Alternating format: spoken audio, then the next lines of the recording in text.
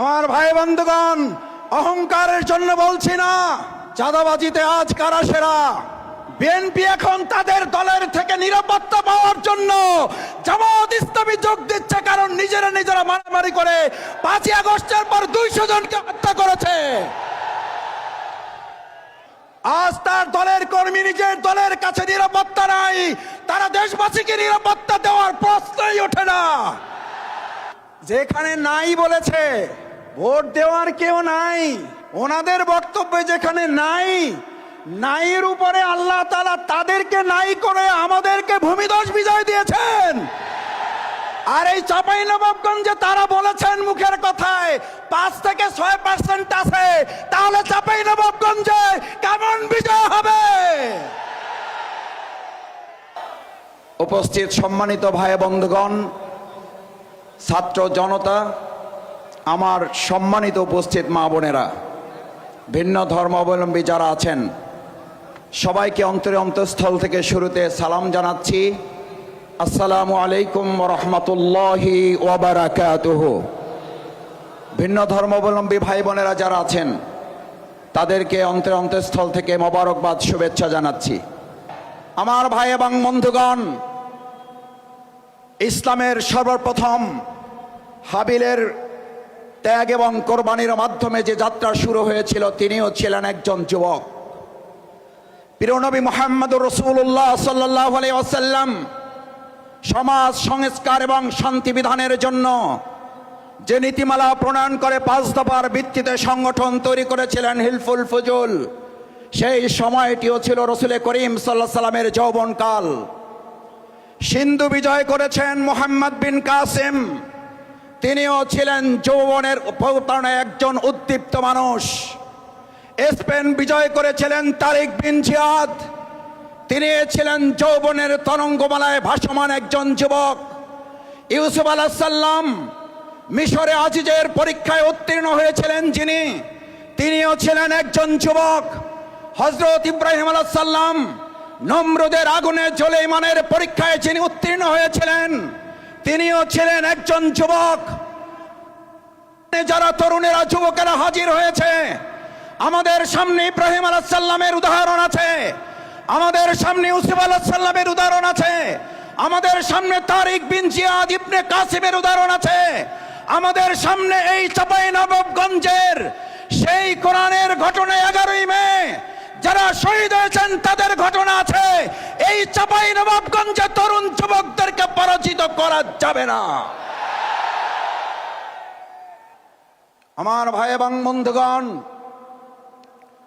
আজ এখানে ইসলামী ছাত্র শিবিরের 3 জন ভিপি বক্তব্য রেখেছেন। তারা তাদের বক্তব্যে এই কথাটুকু বলতে চেয়েছেন, ছাত্র জনতা আস্থা রেখেছে তাদের উপরে। 3 মাস, 2 মাস, 6 মাস এই সময়টুকুর ব্যবধানে একটা বিশ্ববিদ্যালয় চাঁদাবাজ, সিন্ডিকেট, দখলদার, মাদক মুক্ত বিশ্ববিদ্যালয় যদি পরিণত করা সম্ভব হয়, সেই ছাত্র শিবিরের প্রিয় সংগঠন বাংলাদেশ জামাত ইসলামীর উপরে চাঁপাইনবাবগঞ্জবাসী যদি আস্থা রাখে, সীমান্তবর্তী চাঁপাইনবাবগঞ্জ সন্ত্রাস এবং চাঁদাবাজ, দুর্নীতি এবং মাদক মুক্ত করা যাবে কিনা? আমার ভাই এবং বন্ধুগণ, চাঁপাইনবাবগঞ্জ সীমান্তবর্তী এলাকা হওয়ার কারণে আমরা প্রায় শুনি সীমান্তকাণ্ডে আমাদের মা বোনদের, ভাইদের হত্যা করা হয়। 2011 সাল থেকে 2024 সাল পর্যন্ত এই চাঁপাইনবাবগঞ্জে জামাত ইসলামী ছাত্র শিবিরকে টার্গেট করে দেখে দেখে গুলি করে আমাদের ভাই বোনদের পাশাপাশি আমাদের বোনদেরকেও হত্যা করা হয়েছে। আমাদের ভাই বোনদের চাঁপাইনবাবগঞ্জে এক মুহূর্তের জন্য মাথা নত করতে দেয় নাই, আমরা মাথা নত করি নাই, ভবিষ্যতে আমাদের মাথা নত হবে না। কারণ আজ এখানে ছাত্র যুবক যারা এসেছেন, সাথে যারা অভিভাবক এসেছেন, কবি নজরুলের একটা চমৎকার উদ্ধৃতি আছে, মনে করার কারণ নাই। আপনাদের বয়স 50 হয়ে গেছে, 60 হয়ে গেছে, আপনারা বৃদ্ধ হয়ে গেছেন।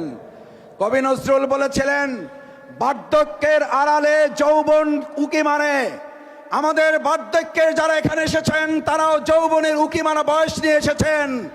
সুতরাং আমরা আশা করি 18 বছরের বয়স নেই কোনো ভয়, এই বয়স অন্যায় কোথাও মাথা নোয়াবার নয়। আমি আপনাদের কাছে জিজ্ঞেস করতে চাই, ঢাকা বিশ্ববিদ্যালয়, চট্টগ্রাম, রাজশাহী, জাহাঙ্গীরনগর বিশ্ববিদ্যালয় যখন নির্বাচনের টক শো টেলিভিশনে আপনারা দেখতেন, তখন বলতো বিশ্ববিদ্যালয়ে ছাত্রদল ছাড়া আর কাকে ভোট দেবে, ভোট দেওয়ারই তো কেউ নাই। যেখানে নাই বলেছে, ভোট দেওয়ার কেউ নাই, ওনাদের বক্তব্যে যেখানে নাই, নাইয়ের উপরে আল্লাহ তাআলা তাদেরকে নাই করে আমাদেরকে ভূমিধস বিজয় দিয়েছেন। আর এই চাঁপাইনবাবগঞ্জে তারা বলেছেন মুখের কথায় 5 থেকে 6% আছে, তাহলে চাঁপাইনবাবগঞ্জে কেমন বিজয় হবে? আমার ভাই এবং বন্ধুগণ, আলহামদুলিল্লাহ, তাদের চাঁদাবাজির যেমন বরকত আছে, তাদের মুখের কথায়ও আল্লাহ অনেক বরকত দিয়ে দিছে। বিশ্ববিদ্যালয়ে নাই বলার কারণে ভূমিধস বিজয়। আর চাঁপাইনবাবগঞ্জে একজন নেতা বলেন 5 থেকে 6% আছে। আমার তো মনে হয় এখানে 100%-এর কাছাকাছি আল্লাহ বিজয় দিয়ে তাদেরকে হাওয়া করে দেবে। আমার ভাই বন্ধুগণ, অহংকারের জন্য বলছি না, চাঁদাবাজিতে আজ কারা সেরা? বিএনপি এখন তাদের দলের থেকে নিরাপত্তা পাওয়ার জন্য জামাত ইসলামী যোগ দিচ্ছে, কারণ নিজেরা মারামারি করে 5ই আগস্টের পর 200 জনকে হত্যা করেছে।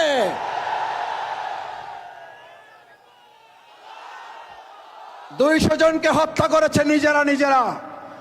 আজ তার দলের কর্মী নিজের দলের কাছে নিরাপত্তা নাই, তারা দেশবাসীকে নিরাপত্তা দেওয়ার প্রশ্নই ওঠে না। চাঁপাইনবাবগঞ্জবাসী বলে, আগে 5ই আগস্টের আগে আমরা একজনকে চাঁদা দিতাম, এক গ্রুপকে, এখন এখানে নাকি 4 গ্রুপকে চাঁদা দিতে হয়।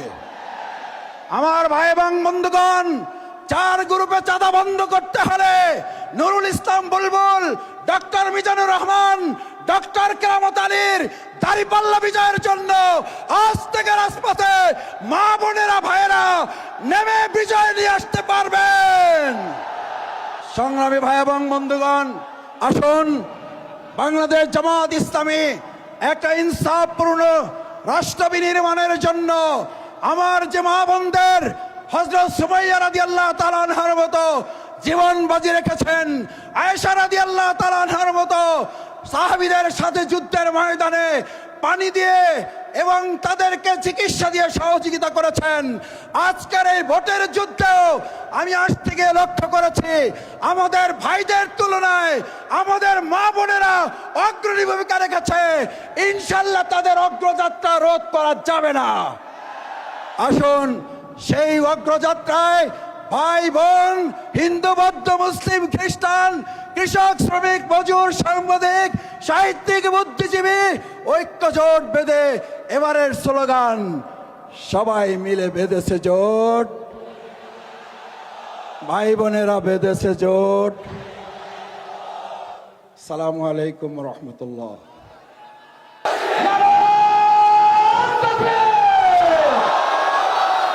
আউযু বিল্লাহি মিনাশ শাইতানির রাজিম। বিসমিল্লাহির রহমানির রহিম। আলহামদুলিল্লাহ ওয়াসসালাতু ওয়াসসালামু আলা রাসূলিল্লাহ ওয়া আলা আলিহি ওয়া আসহাবিহি আজমাইন।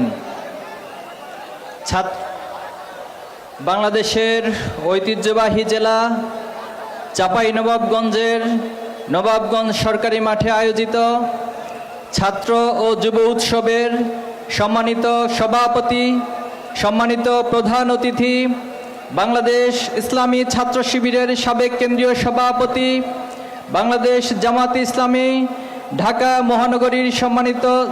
মহানগর দক্ষিণের সম্মানিত আমির, চাঁপাইনবাবগঞ্জ 3 আসনের সম্মানিত সংসদ সদস্য প্রার্থী জননেতা জনাব নুরুল ইসলাম বুলবুল, মঞ্চে উপবিষ্ট নেতৃবৃন্দ, সাংবাদিক বন্ধুগণ, সম্মানিত মা এবং বোনেরা, সংগ্রামী চাঁপাইনবাবগঞ্জবাসী, আসসালামু আলাইকুম রহমতুল্লাহি ওয়া বারাকাতুহু। সংগ্রামী উপস্থিতি, ছোট্টবেলায় চাঁপাইনবাবগঞ্জের নামকে আমরা শিখেছিলাম কোরআনের আন্দোলনের অগ্রপথিক হিসেবে। চাঁপাইনবাবগঞ্জের নামকে আমরা জেনেছিলাম যারা কোরআনের জন্য, কোরআনের সম্মান রক্ষা করার জন্য জীবন দিতে পারে, সেই মুজাহিদ হিসেবে চাঁপাইনবাবগঞ্জবাসীকে আমরা চিনেছিলাম। যারা কোরআনের সম্মান রক্ষার জন্য জীবন দিতে জানে, যারা এক আল্লাহর কাছে নিজেদের সব কিছুকে সঁপে দিতে জানে, তারা বাংলাদেশের শুধু চাঁপাইনবাবগঞ্জ নয়, সারা বাংলাদেশে আগামী দিনে নেতৃত্ব দিতে জানবে ইনশাআল্লাহ।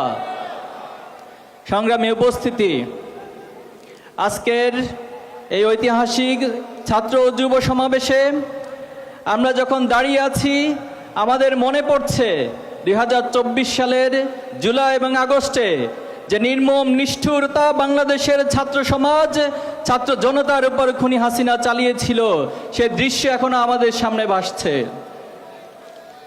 বাংলাদেশে দীর্ঘদিনের ফ্যাসিবাদ কায়েম করে এই সমাজের যারা আলেম ছিল, যার নেতৃত্ব স্থানীয় ছিল, যারা এই সমাজের ন্যায়ের পক্ষে ছিল, তাদেরকে খুনি হাসিনা বিভিন্ন সময় অন্যায়ভাবে হত্যা করেছিল। 2006 সালের 28 অক্টোবর পল্টনের মাঠে বাংলাদেশের মুক্তিকামী মানুষদেরকে দমিয়ে দেওয়ার জন্য খুনি হাসিনা সারা দেশ থেকে লগি বৈঠা করে ভাড়া করে খুনিদেরকে নিয়ে এসে ঢাকাতে নির্মমভাবে আমাদের ভাইদেরকে হত্যা করেছিল। আমাদের ভাইদের লাশের উপর পৈশাচিক কায়দা নৃত্য করেছিল খুনি হাসিনার দোসররা।